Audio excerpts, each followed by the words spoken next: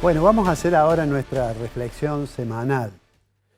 que tiene un poco que ver con lo que hemos hablado en el programa, con esta situación de cierto renacer de expresiones de la oposición,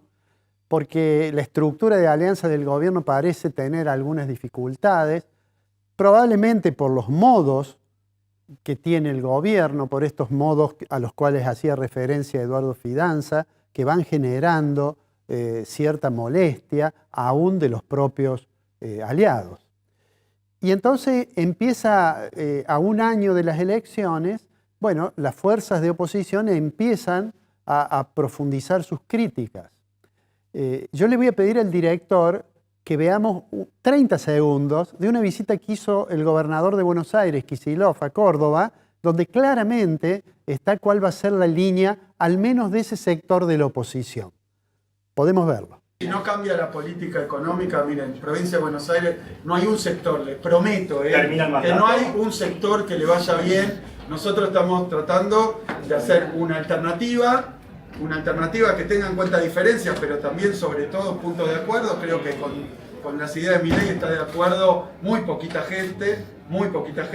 A esta altura están viendo los resultados de lo que significaba la motosierra, que era contra la gente, contra el jubilado, contra el PAMI. Y creo que ante eso tenemos una responsabilidad, tenemos que ser generosos, tenemos que ser amplios. No estoy siendo ingenuo, simplemente yo digo que a esto hay que ofrecerle una alternativa.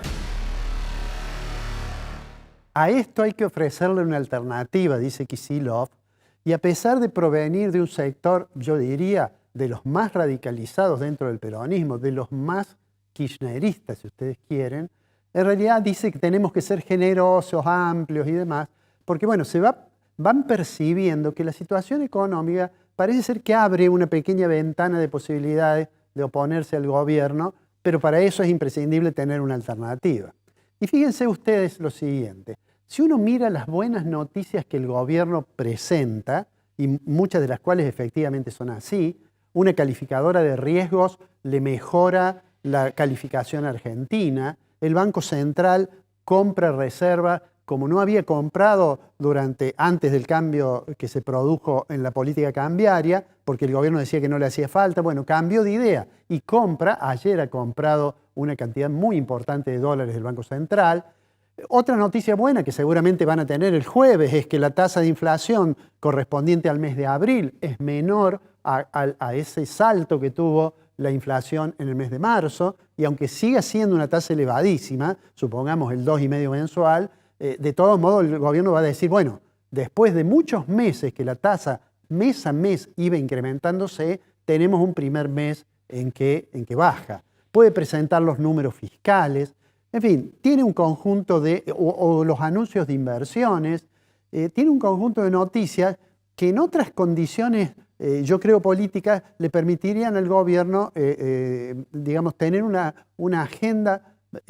más adecuada a la acumulación de poder político. Sin embargo, a pesar de todas esas cosas, existe la sensación, y hacia el interior del gobierno también, que los escándalos, está ocurriendo con el caso de Adorni, algo que no ocurrió con escándalos que probablemente cuantitativamente fueron más importantes. Digo, el caso Libra de la criptomoneda o el caso de la presunta corrupción en la agencia de discapacidad. Bueno, sin embargo, el gobierno no puede usar las buenas noticias porque está como atascado en esta situación en que el gobierno, en particular el presidente, con su estilo, dice no se va a ir a Adorni y el que no esté de acuerdo se va del gobierno, y los ministros no se atreven probablemente a decir en voz alta lo que dijo Patricia Bullrich, que es decirle a Adorni, bueno, ¿por qué no presenta los papeles? Esta situación, por eso a la columna le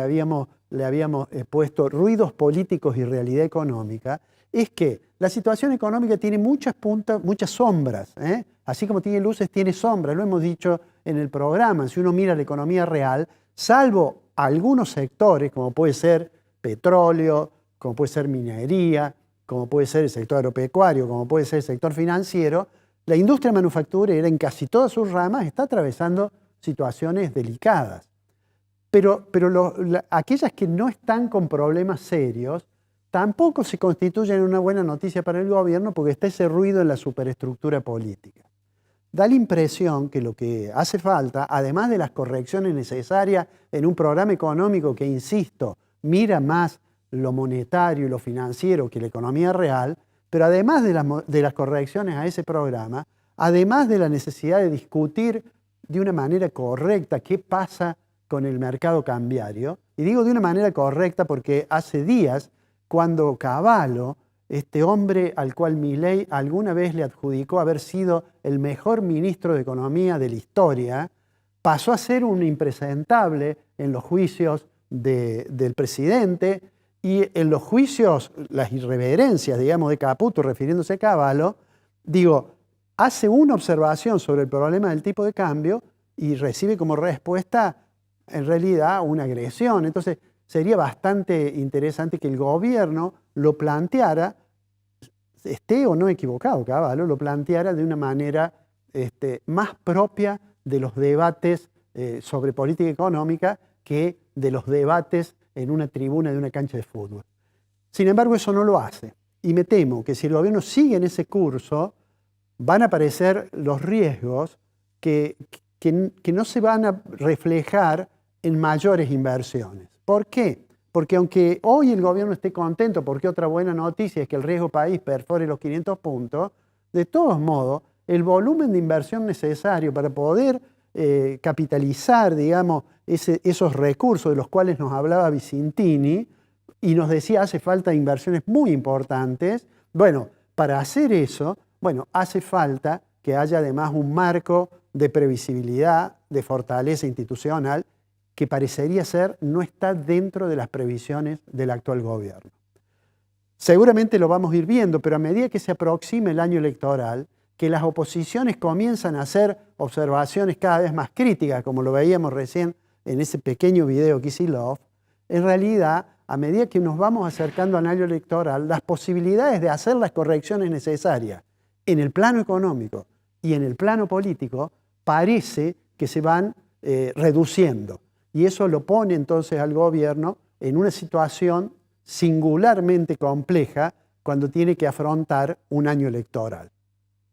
Lo vamos a ver eso seguramente en los próximos programas. Pero déjenme que en estos últimos minutos haga una referencia a un hecho muy actual y que tiene que ver también con algo que dijo Vicentini, de que está bien tener superávit fiscal, pero hay que ver bien cómo se obtiene.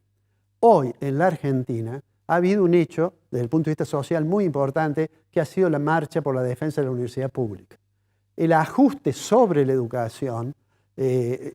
más allá de la magnitud, tiene evidentemente un rasgo muy negativo. Si uno analiza la mayoría de los países que han tenido una performance económica que los ha llevado a una situación de desarrollo, han hecho inversiones importantes en ciencia, en tecnología y en educación.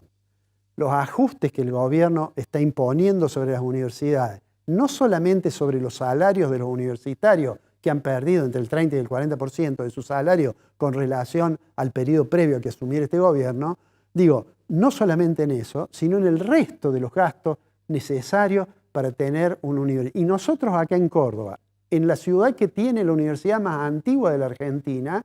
lo percibimos eso muy nítidamente, porque la gente que ha salido a manifestar en defensa de la universidad pública no son solamente docentes, no son solamente no docentes, ni son solamente alumnos. Ha salido buena parte de la sociedad que está orgullosa de tener una universidad como la Universidad Nacional de Córdoba.